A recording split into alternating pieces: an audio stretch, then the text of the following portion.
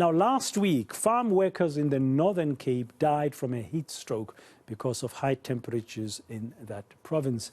Water problems in the area have been blamed in part on the country's ongoing blackouts and their impact on infrastructure.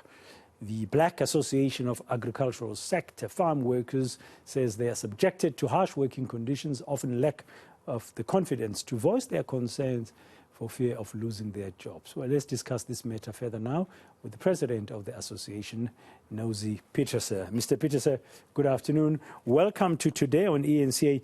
Thank you very much for your time. You've commented in reports I've seen that some of the reasons for the farm workers facing the conditions they're facing is because they're afraid to speak up as they fear losing their jobs. Yes, thank you very much, Braden, for inviting me onto your program. It is indeed the case that it's not a situation necessarily of lacking the confidence. It is much more than them fearing the employer. You see, in this specific situation, it has to do with the heat waves, and obviously we are aware that 7 of the workers died due to a heat stroke. But the workers will not necessarily go to the farmer and say, "It is very hot today, can we please go and take a rest under the shadows or under the trees, or go into some place where it is cooler for a moment," out of fear of being insulted and being accused of being lazy. And so it is the farmer that has to take the initiative and approach these workers under these conditions and consult with them in terms of ways and means, creative ways and means, and how to alleviate this problem. Yeah, Reverend Pieterse, how else could these 7 deaths could have been prevented? For example, besides speaking up, I mean, are there other things that you believe can be done? Yes, of course. I think first and foremost, obviously, one expects a farmer, because who else than a farmer are aware of the daily weather, right? The farmer knew about this. It was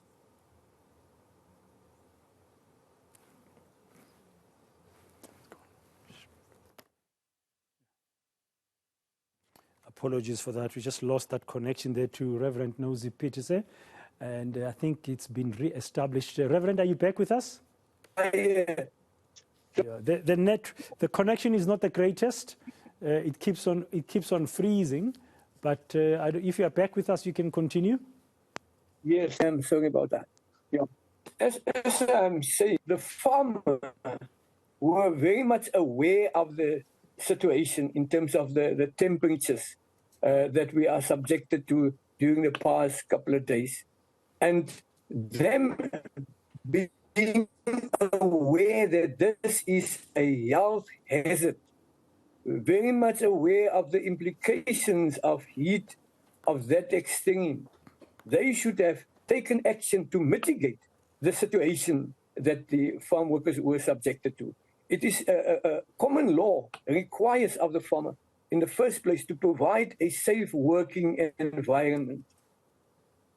That is confirmed by the occupational health and safety, that says that the farmer must identify all the risk, and this risk is a known risk to the entire nation, that we are subjected to extreme heat, and therefore this could have been prevented by way of ensuring that these workers has been hydrated throughout the day, that they could have changed their shifts. They could have started earlier, and then so that they can sort of escape the extreme heat of the midday extreme heat. And they So could have in the afternoon. Yeah, because of that extreme heat at midday, do you think adjusting the daily working hours of the farm workers might help? Exactly that. They would have escaped that extreme heat. If they had to start, if their normal hours is at 8, and they had to start at 6 and stop at 10, and then restart at 4 in the afternoon. But the farmer has to initiate it. It will not come from the workers. No matter what people say about workers have rights and those kind of things. In the agricultural sector, it's very much different. In situations where there is unionization and people are very much aware of their rights and their institutions close by to protect and defend them.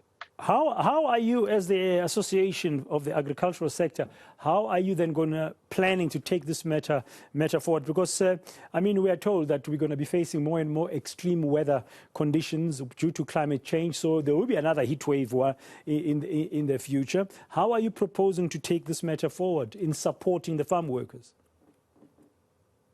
But then what you are doing right now is part of that, raising that awareness, raising these dangers, putting the dangers there in the public domain. And workers, employers will see that it is something that is taken serious by society. And so they will now be watching their own steps as far as this is concerned. That for us is already a start, the media. Secondly, we need to, as an organization and as other labor formations, approach the Department of Labor to send out the health and safety inspectors to these farmers.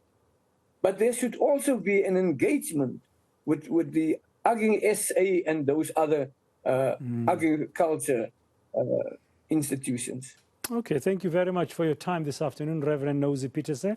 He's the president of the Black Association of the Agricultural Sector, making some practical suggestions of how the lives of farm workers can be protected during extreme weather phenomena like the recent heat wave that's killed 7 farm workers in the Northern Cape province.